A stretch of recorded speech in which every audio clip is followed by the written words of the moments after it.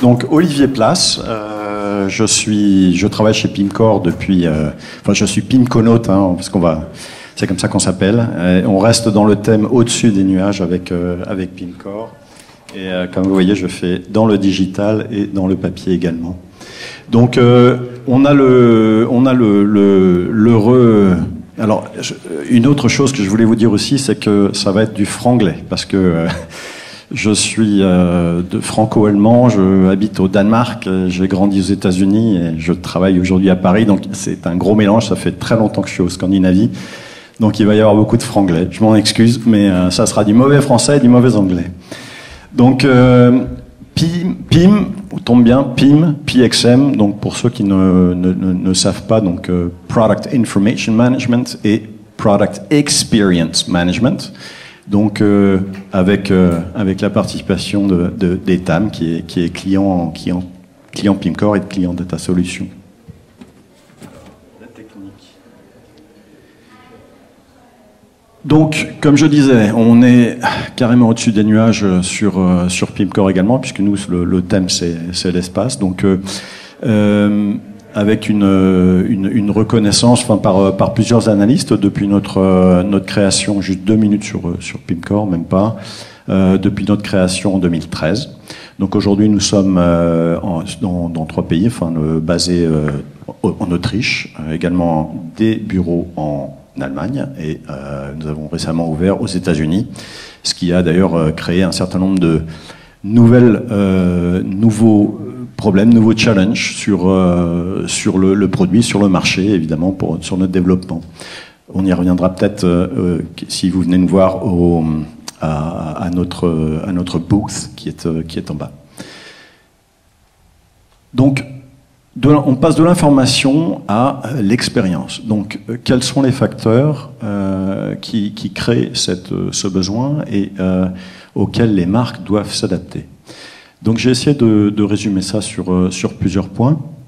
C'est fortement inspiré de Gartner également. Donc vous avez des consommateurs qui exigent des expériences d'achat personnalisées et fluides. Donc fluides, j'entends, entre différents canaux. Vous avez le téléphone, vous avez le papier, vous avez l'internet, vous avez les magasins, vous avez vos grossistes. Donc qui ont besoin d'informations produits sur l'ensemble de ces canaux digitaux. Vous faites également peut-être du marketplace. En plus, donc, ça amène la complexité et le volume croissant de ces données produits qui nécessitent une gestion, évidemment, de toutes ces données produits et la pression sur les marques, donc Etam, par exemple, pour maintenir donc, ces informations cohérentes, précises, sur plusieurs plateformes à la fois, et également dans le temps. Donc si je suis acheteur, peut-être que dimanche soir dans mon lit, je vais regarder sur le lit, sur le téléphone, je vais faire mon choix sur ma wish list des 3 produits que j'aimerais bien acheter ou que j'aimerais bien approfondir.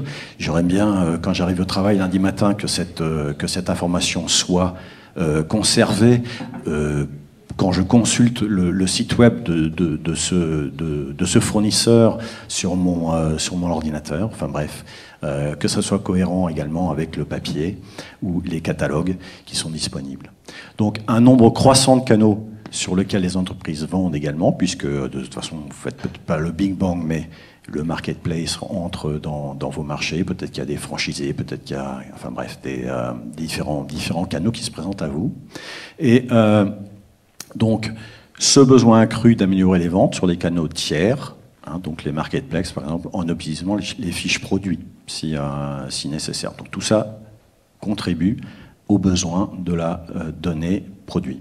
Donc le côté PIM, Product Information Management. Et en plus, le dernier point, donc, celui qui peut-être est plus récent, plus actuel, c'est en fait toute cette thématique de recyclage, toute cette thématique des exigences réglementaires sur la conformité, sur le taux de recyclability, sur la conformité, la durabilité des produits, qui évidemment pose des exigences également au niveau du PIM. Donc, on passe de l'information à l'expérience. Et Gartner nous montre avec ce petit schéma ici, ben en fait, donc vous êtes en tant que producteur ou en tant que société ETAM, ici c'est un exemple de l'industrie du pharma, mais donc vous êtes ici en tant que producteur, et puis vous avez différents canaux de distribution, donc vous avez vos clients institutionnels, donc sur lesquels il faut donner des échanges qui ont un niveau de détail probablement plus élevé que sur un grossiste ou sur un client final. Enfin bref, donc vous avez vos retailers, vos distributeurs, vos grossistes.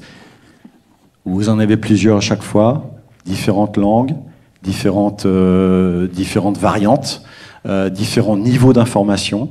Donc et l'objectif ultime étant de garder une présence cohérente, donc selon ces différents canaux, pour parler au client final, soit B2C, soit B2B. Hein, et c'est le challenge. Donc dans le cas d'ETAM, il y aura également les franchisés, et il y aura également évidemment les marketplaces, qu'il n'y a pas sur mais ça c'est le challenge. Donc et également donc sur chacun de ces points de vente, de ces touch points de votre donnée produit, eh bien harmoniser la cohérence et la présence digitale, la manière dont vous vous présentez en fait sur ces différents canaux. Donc ça nécessite également évidemment que au niveau interne et au niveau externe, sur la donnée produit donc qu'on crée d'abord, qu'on enrichit, qu'on publie et qu'on distribue, eh bien il faut tenir compte des différents acteurs qui contribuent à la donnée produit, donc qui vous fournissent donc les différents angles, les différents attributs, les attributs RP, les attributs marketing, qui sont nécessaires à faire, à positionner votre produit sur le digital. Alors le PXM, selon moi, enfin je vous donne une synthèse, si vous voulez, soit de ce que Gartner nous dit, donc c'est une infrastructure en fait d'applications technologiques qui travaillent ensemble pour optimiser cette création, cette livraison, l'exécution et l'analyse de la donnée produit à travers différents canaux de vente. Oui, il y a une dimension technologique, c'est sûr. Et aujourd'hui, je ne pense pas qu'il y ait un produit, et Pimcore n'en fait pas partie non plus, enfin, qui couvre l'ensemble de tout ce que le PXM pourrait demander, mais on couvre une bonne partie. C'est toujours une intégration, et ça c'est le rôle de Data Solutions, donc c'est le rôle de l'intégration de ces différentes applications technologiques. Mais je voudrais dire, il y a également un nouvel objectif en fait sur le PXM à mon avis. Et d'ailleurs, c'est une nouvelle approche. Enfin, c'est surtout une approche. Donc, parfois, elle est formalisée par une nouvelle fonction au sein de l'entreprise. Hein, et c'est une approche beaucoup plus complète de la présence digitale d'une marque qui dépasse la donnée produit en intégrant une vue en fait à 360 degrés de cette donnée sur tous les endroits où elle est consommée. Et ça me semblait important également. Donc, il y a une dimension humaine, une dimension fonction, surtout dans l'entreprise, enfin, qui dépasse le domaine technologique, parce que certains disent que c'est même un nouveau métier. Donc, le but ultime, c'est une croissance des ventes digitales d'une marque et d'en permettre d'optimisation dans le temps. Donc, ce dernier bullet point, je le mets juste en avant également, étant donné que c'est dans le temps, donc les choses évoluent. Avec l'offre qu'il y a aujourd'hui pour faire, l'offre technologique qu'il y a pour faire tous les PXM, en fait, essayer, enfin faire du A/B testing, de manière à ne pas faire le Big Bang, mais à essayer différentes méthodes. Donc, optimisation dans le temps également. tout ça, ça vous semble peut-être enfin, loin de ce que vous faites aujourd'hui, ce qui est également enfin, confirmé par quelque chose comme Gartner. Donc, on a les challenges aujourd'hui qui nous empêchent de faire une CX, alors encore un acronyme, mais c'est Customer Experience. Donc, c'est encore du côté de la demande. Donc, on a une manque de clarité ou de visibilité sur les actions que vos consommateurs font sur vos points de vente digitaux. Hein, donc ça c'est souvent, si c'est le cas, c'est le numéro 1 des challenges, des problèmes qu'on a aujourd'hui pour livrer une bonne customer experience. Donc les limitations technologiques, hein, qui sont également dans notre domaine. Les silos départementaux de la data. Enfin, donc vous avez la data qui réside dans différents systèmes ou différents départements qui ne communiquent pas forcément ensemble. Et harmoniquement, c'est difficile de les analyser et de les faire travailler ensemble. Et puis après, des domaines plus enfin, le budget, évidemment. Et puis les domaines humains ou légaux, évidemment. Également. Donc, les gens tâtonnent. Enfin, il faut une philosophie, une vision. Alors, venant de Pimcore, vous étonnerez pas que je vous dise que, à la base, évidemment, c'est à mon avis la donnée produit qui est au centre de cette transformation digitale. La donnée produit, elle peut avoir différents angles.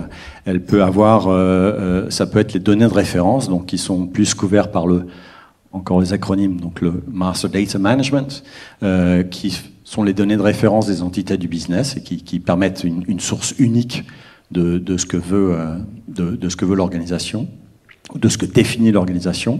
Ensuite, les données produits, plus particulièrement, avec le PIM et le DAM. Donc ça, c'est la donnée produit, et ça, c'est la donnée média, hein, les photos, les commentaires. Donc les données transactionnelles, les données chaudes, si vous voulez. Tout ça, c'est plutôt des données froides, des données chaudes, donc qui rentrent et qui sortent, enfin des optimisations de prix en temps réel, des ventes en temps réel. Et puis les données consommateurs pour pouvoir personnaliser tout ça. Donc Customer Data Management, Master Data Management et les données analytiques pour évidemment optimiser tout ça. Alors ça c'est Pimcore, oui, mais j'ai la chance que également Gartner en fait mette le PIM au milieu de ce framework ici, PXM, donc avec les différents éléments ici que Gartner définit pour livrer le PXM. Il n'y a pas un système aujourd'hui que je connaisse qui couvre tout ça, évidemment. Donc vous aurez le Product Information and Enhancement ici avec le DAM, le PIM, mais également l'inventaire, le pricing, les données chaudes. Le Digital Shelf Analytics, je reviendrai à tout ça parce que on revient, mais les sources de data, donc l'enrichissement de la data avec le feed management, la syndication vers vos marketplaces, et puis une fois qu'on a ces commandes, qui reviennent, le order management. Cette petite flèche ici, en fait, elle est relativement nouvelle. Enfin, c'est celle qui revient, c'est celle qui donne l'information du retour de ce que vous envoyez sur les canaux de distribution. Et en fait, elle est relativement nouvelle, elle est relativement au niveau système, elle est relativement challenging pour réintégrer en fait. Etam a commencé à le faire, mais réintégrer dans le PIM, en fait, via le Digital Shelf Analytics. Donc vous aurez certains PIM qui couvrent ce domaine-là, vous aurez certains PIM qui ne le font pas. Enfin, j'essaie de vous donner une vue plus large de ça. Voilà. Donc, au niveau Pimcore, alors nous, on est à cheval. Bon, ça sera la seule slide un peu vente que j'ai. Donc, on est à cheval, en fait, sur la donnée, avec le MDM, le PIM.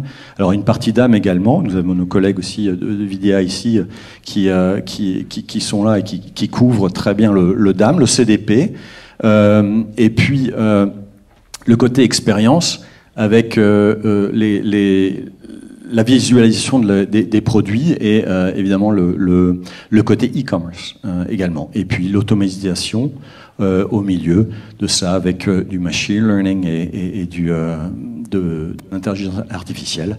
Et évidemment, si Pimcore est, comme je vous ai dit, pour faire du PXM, il faut intégrer les systèmes, une technologie API pour ouvrir le système à la donnée. Voilà ce que je voulais vous dire. En gros, sur le PIM, l'importance de faire du PXM et les différents systèmes qui y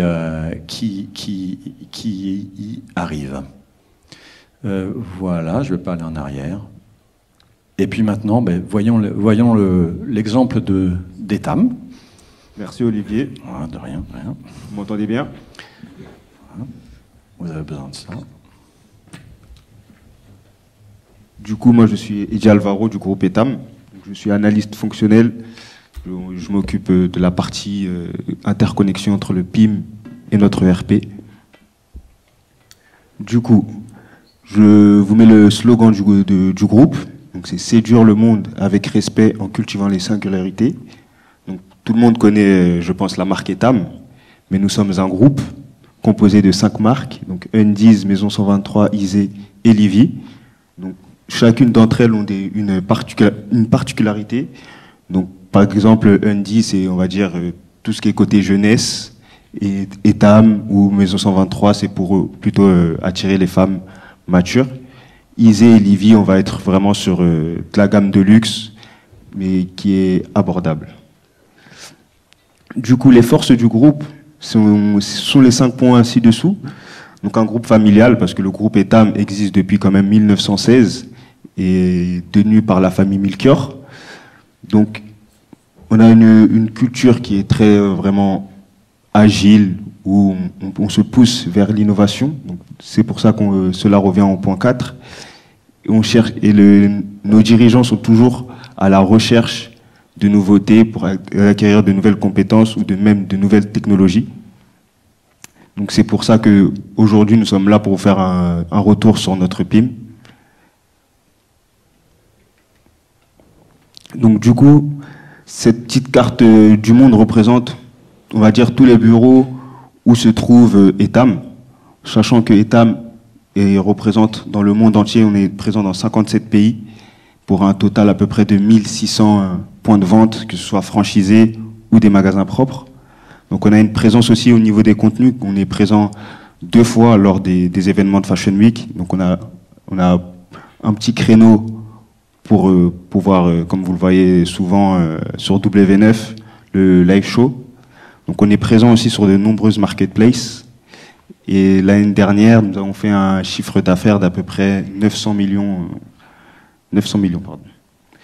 Du coup, on peut voir que nous avons de nombreux bureaux en Asie, en Turquie, en Tunisie, et nous avons aussi 3 entrepôts ici en France. Donc toutes ces structures communiquent forcément avec pas mal de logiciels. Et c'est pour ça que notre PIM va centraliser toutes les données qu'elle va recevoir. Donc que ce soit de notre ERP SAP, ou que ce soit du PLM, ou du PLM qui va servir à la conception du produit, ou encore de Salesforce par rapport à d'autres données chaudes. Et l'objectif du PIM, c'est de recueillir toutes ces données et de pouvoir les retravailler afin de les redistribuer avec des meilleures informations ou avec des informations à but vraiment de toucher nos clients. Donc je laisse Roby pour continuer. Alors, bonjour à tous, je suis Roby Rakoto Aristoa, je suis du coup responsable de domaine catalogue produit au sein du groupe Etam. Je suis en charge du PLM et du PIM du groupe Etam. Donc notre stratégie, c'est vraiment d'avoir une vision 360 de notre produit. Donc on veut avoir une vision centralisée pour faire un suivi global de la donnée. Notre PIM, il intègre aussi toute une partie report. L'idée, c'est vraiment d'avoir un modèle qui est rempli au maximum de façon qualitative, avec le discours marketing qui va bien, les conseils stylistiques qui vont bien. Donc on va privilégier la qualité de la donnée à sortir un produit plus rapidement sur notre site e-commerce, donc le time to market. Peut-être le time to market sera plus long, mais on aura un modèle qui sera mieux vendu parce que mieux enrichi niveau marketing, des visuels plus attrayants pour notre cliente. On va apporter également tout un système de contrôle de notre donnée, donc vérifier que la complétude est bien à 100%. On pourra vérifier le travail de nos différentes équipes. Notre PIM est un outil vraiment collaboratif. On va travailler autant avec les équipes du merch qu'avec les équipes du studio photo. L'idée d'avoir ce qu'on aime avec le PIM de Pimcore Data Solutions, c'est que c'est un outil flexible, c'est un modèle qui est ouvert. On a pu intégrer beaucoup de spécificités sur notre PIM du coup, des nouvelles interfaces, notamment avec d'autres systèmes comme Xalto, qui est notre partenaire pour la prise de commande par des grands magasins comme Nordstrom aux États-Unis par exemple. Donc on a développé des interfaces avec eux pour qu'ils puissent commander mieux, plus vite, savoir précisément qu'est-ce qu'ils commandent, etc. On va également mettre en place des écrans de reporting et de contrôle, donc ça c'est vraiment important pour nous. Le principal, je dirais, reporting qu'on a mis en place aujourd'hui, c'est la partie usine. Donc dans notre PIM, on va intégrer toutes nos usines et nos fournisseurs pour avoir la vision 360 de notre produit, depuis son sourcing, la composition, le prix, comment est-ce qu'il est vendu, etc. Et bien évidemment, l'essentiel de notre stratégie, c'est l'implication forte du métier. On veut absolument responsabiliser nos métiers qui maîtrisent au maximum les outils. Donc on va vraiment jouer sur la formation, le développement de contenu, fiches réflexes, qu'on a fait du cours en interne, mais aussi à l'aide de l'administration. L'idée derrière notre PIM, excuse-moi, je suis un peu malade, c'est d'avoir, comme je disais, vraiment la vue 360 sur le produit. Donc, quel contenu marketing sous les différentes langues gérées dans le PIM. Ce qu'on va intégrer, c'est vraiment, je dirais, la partie... comme vous savez certainement, la lingerie, c'est un domaine très spécifique. Il y a des termes très précis. Du coup, il faut que notre cliente elle soit en mesure de comprendre ces termes dans sa langue maternelle pour qu'on puisse mieux vendre notre produit. Donc, ce qu'on va faire, c'est que on va travailler que ce soit sur le sourcing, donc avec l'intégration des usines, des fournisseurs, etc., mais également jusqu'à nos points de vente pour voir comment est-ce que notre produit s'est vendu. On vient de mettre un live, je vais passer à la slide suivante, mais on vient de mettre live du coup la partie retour des clients, donc les commentaires de nos clientes avec notre partenaire Wizville. Donc ici, notre approche, c'est centraliser et communiquer toutes les informations à nos différents partenaires externes. Dans notre PIM, on va gérer les prix de lancement et les prix promotionnels. On a un groupe de retail, donc les promos, c'est vraiment hyper important. On est en pleine période des soldes aujourd'hui. Donc on a intégré les price books de soldes dans notre PIM. On va intégrer tous les sites de fabrication, comme j'ai dit tout à l'heure, hein, les usines, les fournisseurs, mais également tout ce qui est relatif à la loi AGEC. Comme j'ai dit tout à l'heure, notre PIM, c'est un outil collaboratif et nos équipes sourcing en Chine notamment, elles travaillent aussi dessus. On a du coup, comme j'ai dit, intégré notre nouvelle interface pour récupérer les notes Wizville donc voilà, les notes moyennes de nos MC pour savoir comment est-ce qu'il s'est vendu. Donc c'est vraiment un cercle vertueux parce que du coup, on va avoir la partie enrichissement, etc. Mais on veut aussi savoir comment notre produit s'est vendu, à quelle quantité, notamment avec le nombre de commentaires, etc. Et donc tout ça, ça nous aide à croiser les données.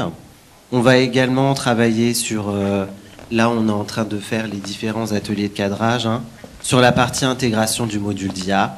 Donc nous, ce qui nous a principalement intéressé avec le module de Pimcore, c'est que c'est un module qui va permettre de générer les contenus en français.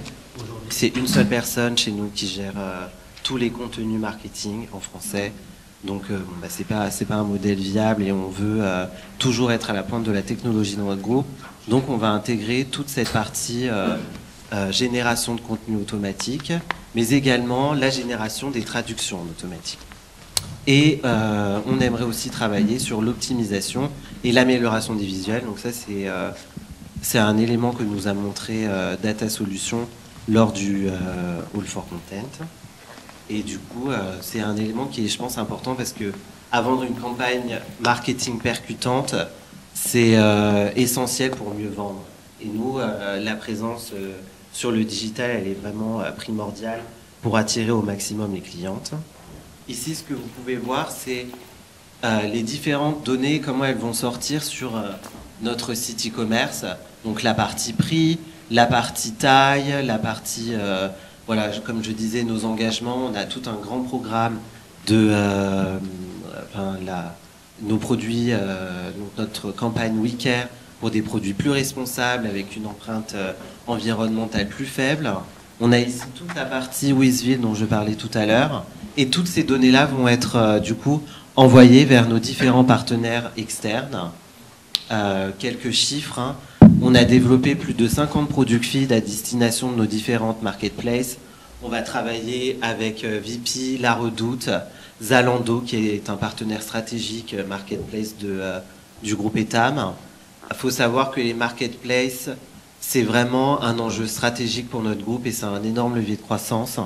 Du coup, on va beaucoup travailler pour envoyer le maximum d'informations aux différents partenaires pour qu'ils puissent mieux afficher nos produits sur leurs différents sites. On gère 19 langues sur nos produits feed. Donc vraiment, il faut que la cliente puisse acheter son produit dans sa langue maternelle. Notre PIM, il intègre également le DAM.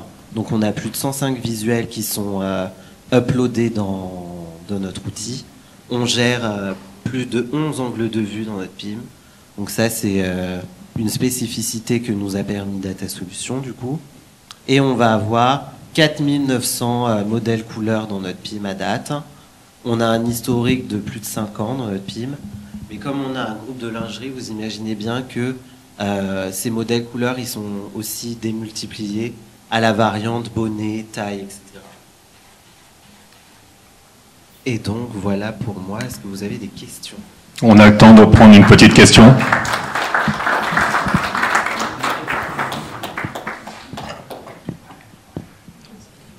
Oui, vas-y, Maïcha. Si j'ai bien compris, bonjour. Les prix, en fait, c'est le PIM. Vous gérez les prix, le PIM. Et par rapport à votre ERP, comment ça se passe? Alors, les prix de lancement sont gérés dans notre ERP. Donc vraiment, le prix de vente à la cliente finale, c'est géré dans l'ERP. Par contre, les prix de promotion, donc les animations commerciales, c'est géré dans notre PIM. Et ça, on va gérer différents types d'animations commerciales. On va gérer les soldes qui sont à destination de toutes les clientes. Mais on va également gérer tout ce qui est vente privée, donc les différents listings vente privée qu'on envoie ensuite à notre Salesforce.